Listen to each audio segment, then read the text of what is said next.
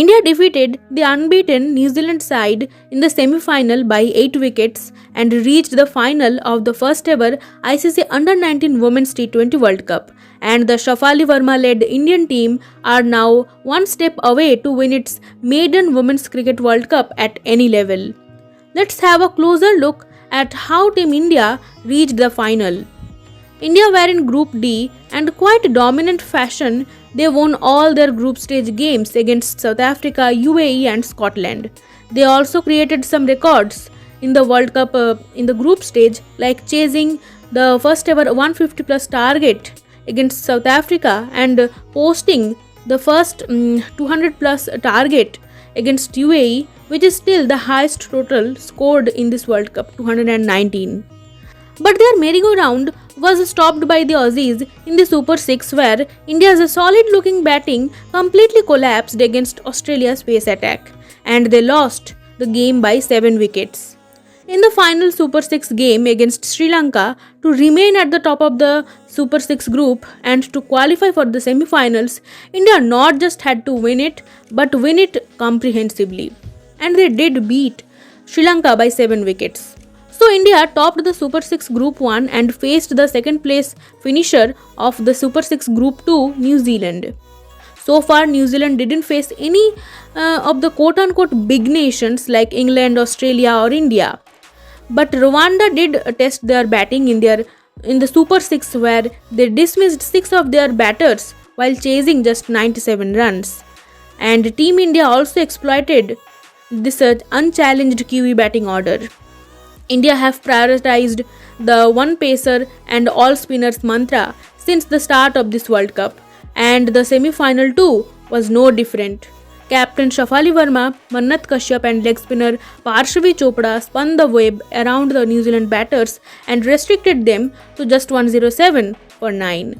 And they registered a thumping 8-wicket victory over New Zealand and secured their place in the first ever Women's Under-19 T20 World Cup final. Players to watch out for. India's vice-captain Shweta Sehrawat has been unrivaled successful in her talented batting order consists Shafali Verma, her opening partner Soumya Tiwari, Gongadi Trisha and India's best wicketkeeper batter Richa Ghosh.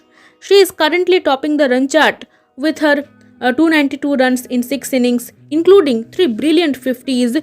She became the first Indian to score Under-19 World Cup 50 in the opener against South Africa, but also scored the first and the only 50 in the Under-19 World Cup semi-finals against New Zealand.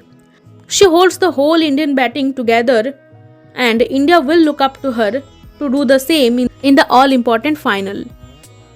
Left-arm orthodox Mannat Kashyap and pacer Titash Sadhu have bowled in tandem in the power play, and they gave important breakthroughs in the initial overs. Mannat Kashyap has taken 8 wickets in this World Cup so far with the best figures of 4 for 12. Titash Sadhu on the other hand has taken 4 scalps. The leg spinner Parshavi Chopra is India's highest wicket taker with 9 wickets to her name. In both the do-or-die games, she stepped up big time and scalped 7 out of her 9 wickets. After the power play, she has been Captain Shafali's go-to bowler and will be in the final as well. But the biggest worry for India is their senior batters Shafali Verma and Richa Ghosh's on and off form.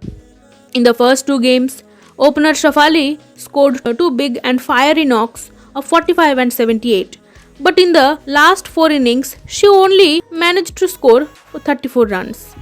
Similarly, in her 4 innings, Richa Ghosh only managed to score 93 runs with her highest score of 49 against UAE.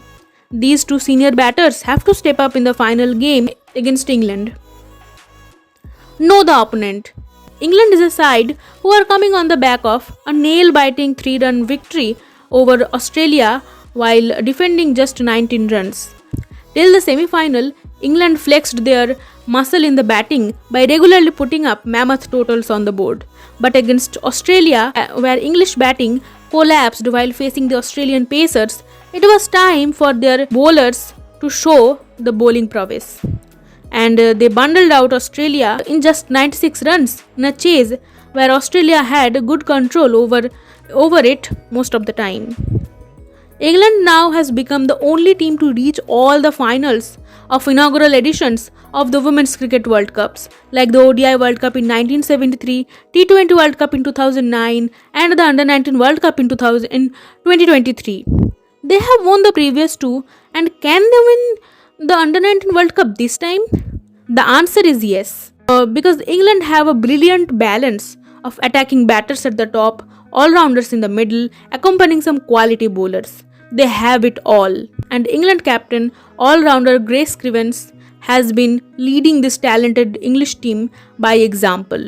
She is the second highest run scorer in this tournament with 289 runs, just 3 runs behind the highest run scorer Shweta Sehrawat.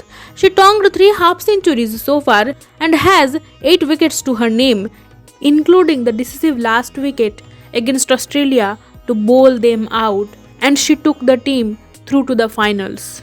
Apart from her, batters Liberty Heap, Niam Holland, and Seren Smail have played important roles in England's batting. In the bowling, left-arm orthodox Sophia Smail, pacer Ellie Anderson stepped up with the ball in hand big time. This England side, who have covered all their bases, it will be tough for the Indian team to topple such a team. But my Indian playing 11 will remain the same for the all-important finals.